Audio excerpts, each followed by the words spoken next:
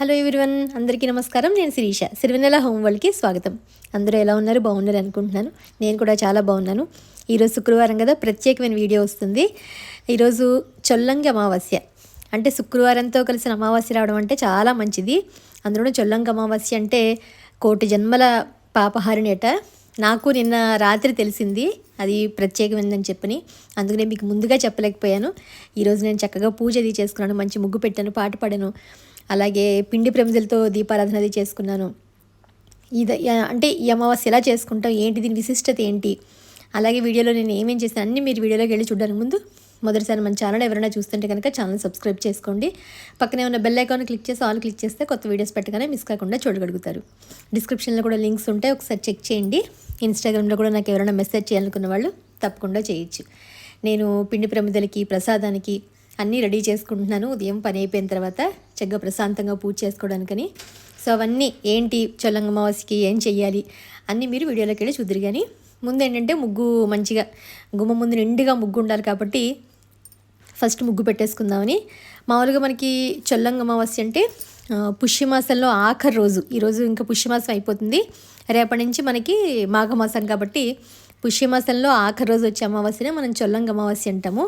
ఈ చొల్లంగి అమావాస్య ఏంటంటే చాలా విశేషమైనది. మహావిష్ణువుకి, శ్రీ మహావిష్ణువుకి ఇష్టమైన రోజు. వైద్యనారాయణుడిగా, వీరరాఘవునిగా ఆవిర్భవించిన రోజు కూడా ఈ రోజేట, చొల్లంగి అమావాస్య రోజేట. అందుకే ఈ రోజున మనం ఎంతో భక్తి శ్రద్ధలతో విష్ణువుని అలాగే లక్ష్మీదేవిని ఇద్దరినీ కలిపి ఆరాధిస్తామో అంత చక్కని ఫలితం వస్తుందని చెప్పని నాకు నిన్న రాత్రి వాట్సాప్లో వచ్చింది. అమ్మ పంపించారు. సో ఉదయం నువ్వు చేసుకో చక్కగాను అని చెప్పని, అందులో ముందుగా నేను చెప్పలేకపోయాను. కుదిరితే మీరు సాయంత్రమైనా చేసుకోవచ్చు, ఈరోజంతా మంచిదే కాబట్టి.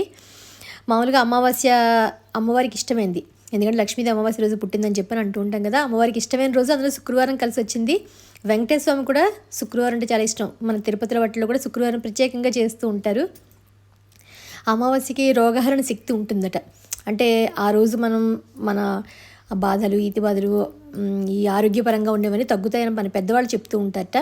ఎవరైనా కూడా దీర్ఘకాలంగా కొంచెం ఏదైనా ఇబ్బంది, హెల్త్ ఇష్యూస్ పడేవాళ్ళు, ఎప్పుడు ఏదో ఒక హెల్త్ కాంప్లికేషన్స్ ఉన్నవాళ్ళు, వాళ్ళకి ఏంటంటే చొల్లంగి అమావాస్య నాడు ఈ రకంగా పరిష్కారం చేసుకుంటే చాలా మంచిదట. ఏం లేదు, మామూలుగా మన అమ్మవారికి ఎలా చేసుకుంటామో దాంతోపాటు విష్ణుమూర్తిని కూడా, మనకు విష్ణుమూర్తి, సత్యనారాయణ స్వామి అందరూ అవతారాలే కాబట్టి నాకైతే బంగారు వెంకటేశ్వర స్వామి, లక్ష్మీదేవి కలిసి ఉంటారు కదా, చక్కగా ప్రతి శుక్రవారం పెట్టుకుని ఇద్దరిని కలిపి చేసుకుంటాను జంటగాను. ఉన్నప్పుడు విడివిడిగా ఎందుకులే అని చెప్పని. అలాగే ఈరోజు అందులోనూ అమావాస్య విష్ణుమూర్తికి కూడా ఇష్టమైన రోజు కాబట్టి ఇద్దరిని కలిపి చేసుకుందాం అని చెప్పని ఉత్సాహంగా ముందు మంచిగా ముగ్గు పెట్టుకుని, పెద్దగా ముందు ఆగమనం పలకడానికని ముందు చక్కగా ముగ్గు ఉండాలి. ఆ తర్వాత ఇళ్ళని శుభ్రం చేసుకోవాలి.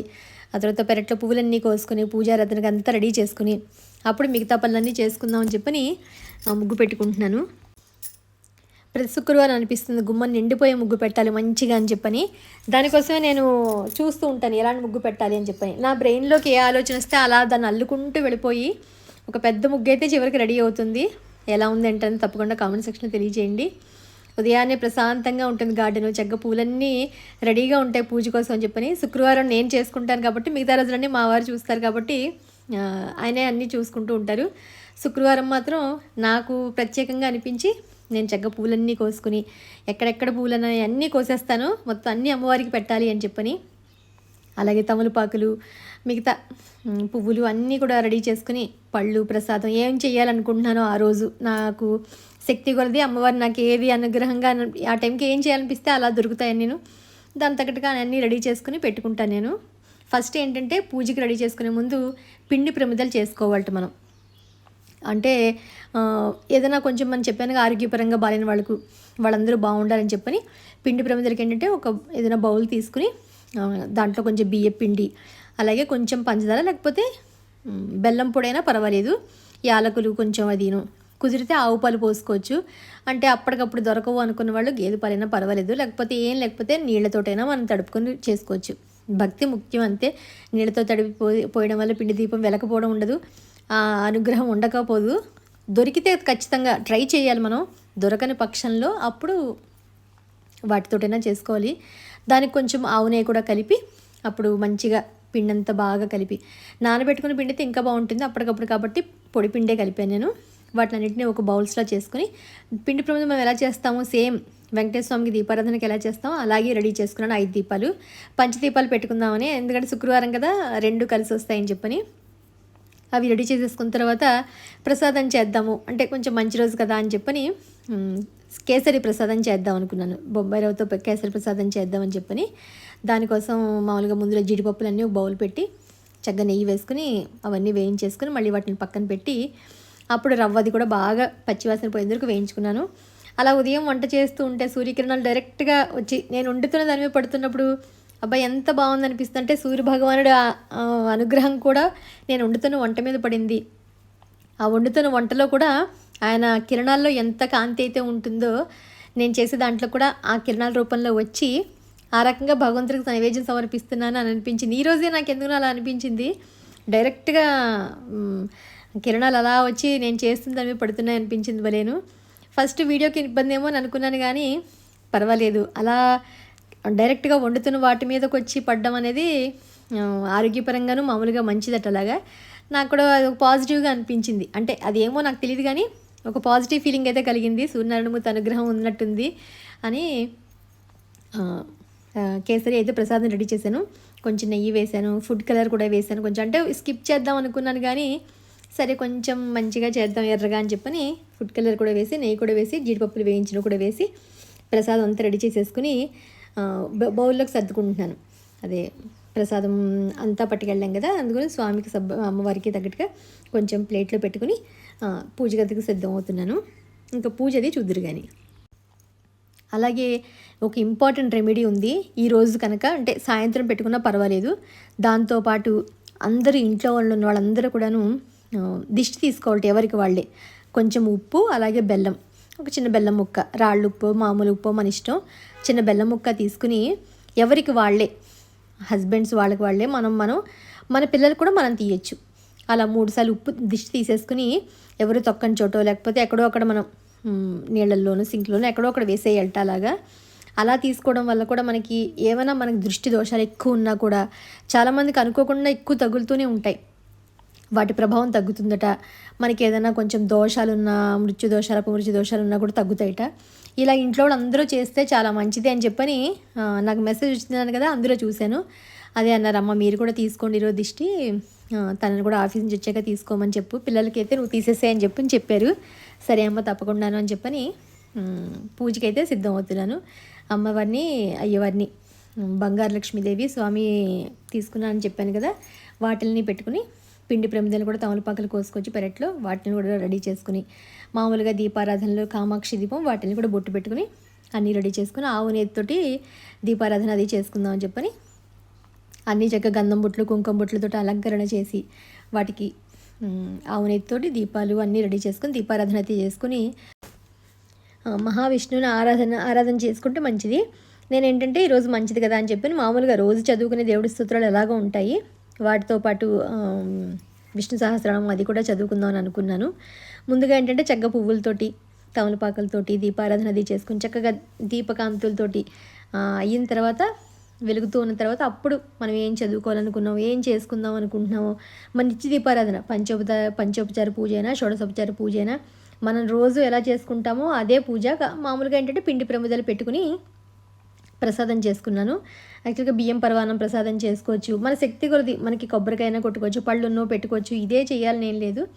మన శక్తి కొలది మనం ఏవి మనకు కుదిరితే అవి చక్కగా దీపారాధన అది చేసుకుని వాటికంతా రెడీ చేసుకోవచ్చు.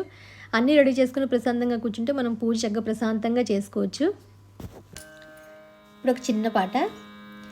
వలపులు వలపులు వయ్యాళి, వలపులు వలపులు వయ్యాళి, చలమరి మరుడును సమేళి, వలపులు వలపులు వయ్యాళి, చలమరి మరుడును సమేళి, వలపులు వలపులు వయ్యాళి, నెలతమోమునకు నీ కనుచూపులు నిలువున ముత్తెపు నివాళి, నెలతమోమునకు నీ కనుచూపులు నిలువున ముత్తెపు నివాళి, కొలదికి మీరిన గురుగుచములకులు తొలకుని మనసు దువాళి వలపులు వలపులు వయాళి పడతి కోరికల భావంబునకును కడుగడు నీతమిగయాళి చిడిముడి వగువకు శ్రీ వెంకటపతి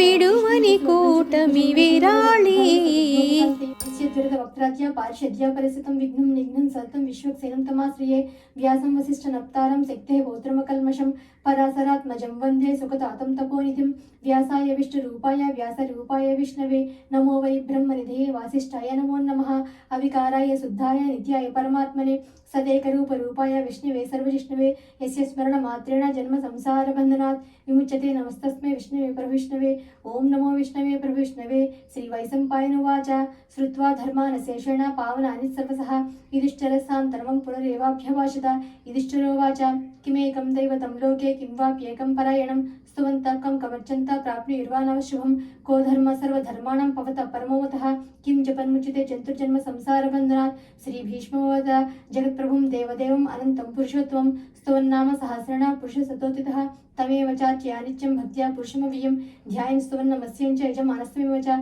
अनादिनिधनं विष्णुं सर्वलोकमहेश्वरं लोकाध्यक्षं स्तुवन्नित्यं सर्वदुःखातिको भवेत् ब्रह्मण्यं सर्वधर्मज्ञं लोकानां कीर्तिवर्धनं लोकनाथं महद्भूतं सर्वभूतभोद्भवम् एष मे सर्वधर्माणां धर्मोदिक्तमोऽन्वः यद्भक्त्या पुण्डरीकाक्षं स्तवे रच्चेन्नर सदः परमं यो महत्तेज परमं यो महत्तपः परमं यो महद्ब्रह्म परमं यः परायणं पवित्राणां पवित्रं यो मङ्गलानां च मङ्गलं दैवतं देवतानां च भूतानां यो पितः ఇందాక వీడియోలో చెప్పాను కదా లక్ష్మీదేవికి విష్ణుమూర్తికి కలిపి మనం చేసుకుంటే మంచిదని అందుకని విష్ణు సహస్రనామం అమ్మవారికి సంబంధించిన లక్ష్మీ అష్టోత్తరం కానీ మహాలక్ష్మి అష్టకం కానీ కనకధార స్తోత్రం కానీ కట్టుకుమాల కానీ మనకి ఏది వస్తే అది అమ్మవారిది అయ్యవారిది ఏదైనా చదువుకుని దీపారాధన చేసుకుని ఏదైనా నైవేద్యం పెట్టి పూజ చేసుకుని సాయంత్రం ఇంట్లో అందరం కూడా దిష్టి తీసుకుంటే మంచిదట.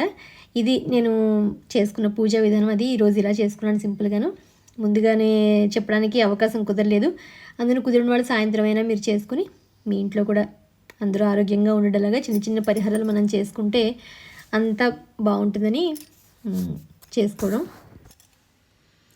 తర్వాత పూజ అంతా అయిపోయిన తర్వాత ప్రసాదం నైవేద్యంగా పెట్టి ఆ తర్వాత హారతి ఇచ్చాను.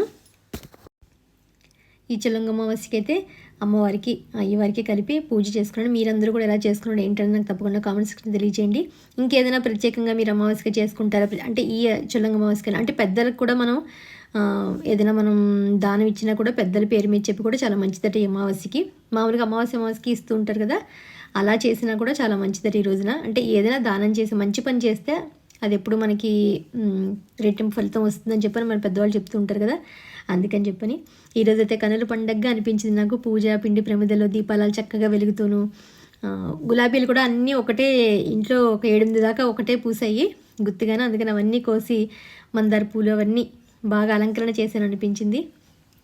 మీ అందరికీ ఎలా ఉంది అన్నది, ముగ్గు ఎలా ఉంది, అలాగే పూజ అలంకరణ ఎలా ఉంది చెప్పాను కదా, విశేషం ఎలా చేసుకోవాలన్నది అవన్నీ కూడా నచ్చాయని అనుకుంటున్నాను.